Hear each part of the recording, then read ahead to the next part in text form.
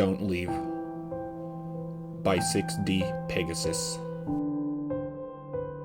It's funny, really. The buildings and the streets, the music and the books, the words and the relationships. The ponies. They all change no matter what, shifting from one form to another and to another and to another. One can open their eyes at any point along this long, winding road of history, surrounded by civilization, and pinpoint the where and the when if they know enough. Wherever we lay our roots, change becomes a constant, an inevitability, and those few of us that can step off the path get to see it all. Every chapter added to the text, every revision made to the text, and every edition of the text released. Time opens its arms to us with a warm smile, and yet turns a cold eye to others, those that remain on but a few pages, whose memories remain for but a few chapters. And when they're gone, there will be more, and more, and more. Each word so beautiful and special, coming together in each page, never failing to surprise me. But no matter what, eventually, I must turn the page. But out here, where the sunlight strikes not against cold stone castles or towering monoliths of electricity and magic, or the fading red paint of a barn, but instead against the shine of grass, the glint of a trickling stream, the hulls between the tree cover, I can stay on this page forever.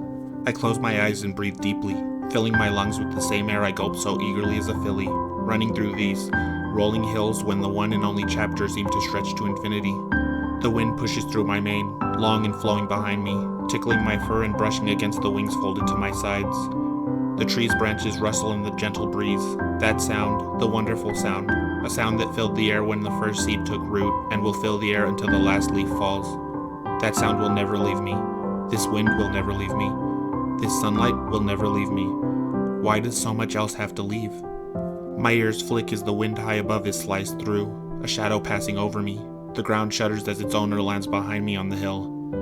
Twilight? His voice booms even when gentle. I open my eyes and stare forward towards the sun, hanging close to the horizon, but I do not speak. Twilight, is something wrong? What are you doing all the way out here? It's been a day since anyone saw you and... I sigh. Do you remember this hill, Spike? Spike pauses. He trudges up beside me, each step shaking the earth. His form towers over me now, but I can feel his gaze over me, no different than that of the small, purple dragon when the small, purple filly cried over a failed test. I don't. I chuckle quietly. Mom used to take us here as kids. You know, this special patch of land far south of Canterlot, where its unique geography made it ineffective for farms or housing developments. We used to fly kites here. Spike looks around. He looks up at the tree beside me. Oh, I do now. We would have picnics under this tree, I laugh. You used to try climbing it every time, and Mom would get mad at you, then get mad at me for having my nose stuck so deep in a book that I wasn't watching you. And the day before we moved to the observatory in Canterlot, we came back here together one last time and just sat under the tree as the sun went down. Spike comes a little closer. So why are you... I miss them. Spike's breath hitches in his throat. I miss them too, but... No. What? I look down to the grass on the hill. My eyes flicker between every blade of grass, moving further until they seamlessly blend together in an endless sea of green. I miss all of them, Spike. Not just them. Not just our family or our first friends, but every pony that came after too. My horn erupts with brilliant violet light. 6 glowing familiar faces float around me, soon joined by another, and another, and another. More and more, all of them shrinking until I am surrounded by a projection of the night sky itself, its countless stars twinkling at me. Them and their friends, and their children, and their children's friends. Every face that passed me in the library cramming before a test, every smile during the celebration of the 2 sisters, every laugh that echoed through the castle's hallways.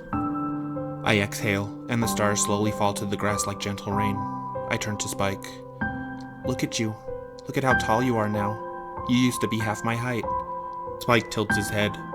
Twilight, I passed your height about 300 years ago. He furrows his brows. Are you feeling alright? I look at him. Really look at him. His claws are sharp enough to slice steel. One flap of his wings could send an entire platoon of royal guard hurtling through the air.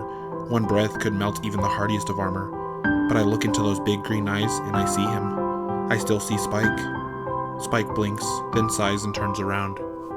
Every pony's been wondering where you've been yesterday, Twilight. They wouldn't have woke my sleeping flanks and dragged me out here for nothing. Come on, let's go back and... Don't leave. My voice drops to a whisper. Spike whips back. If you want me to stay for a little longer, I can... You know what I mean, Spike. Spike sighs and sits down beside me again. Gently, he extends a wing over me like a roof.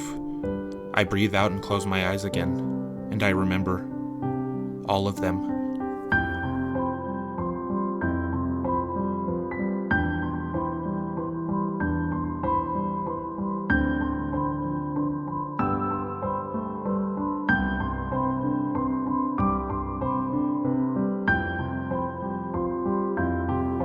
I really enjoy stories like this.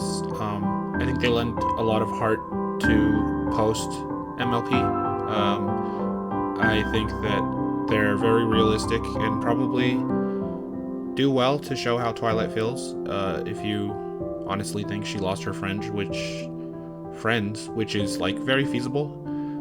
I'd assume she'd still have Celestia, Luna, Cadence, and Flurry, but like her friends, close friends, and everyone else, like clearly everyone around her is going to pass away that aren't immortals, and that's pretty tough, but it's part of her life as an immortal. So yeah, I really enjoy stories like this. They hit hard and they're sad, but I think they're very appropriate. They're way better than half of the stories that people write when it comes to fan fiction, because a lot of stuff is just wish fulfillment or human in Equestria or blah blah blah blah blah. But I'd rather have stuff that's more character driven, with characters directly from the story, than stuff like that.